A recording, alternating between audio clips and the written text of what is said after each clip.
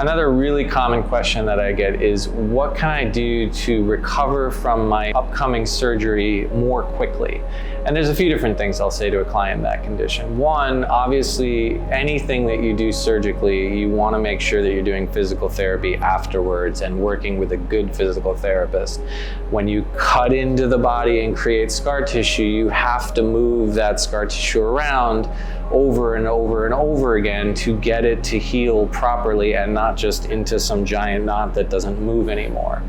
Then I will tell a client that if you do that and you then see me as a massage therapist every 3 to 4 weeks, in that process, the physical therapy will slowly but surely help you improve, and then the massage therapy session will jump you to a new level. And so the combination of those two things can help you recover a lot more quickly than just one or the other together.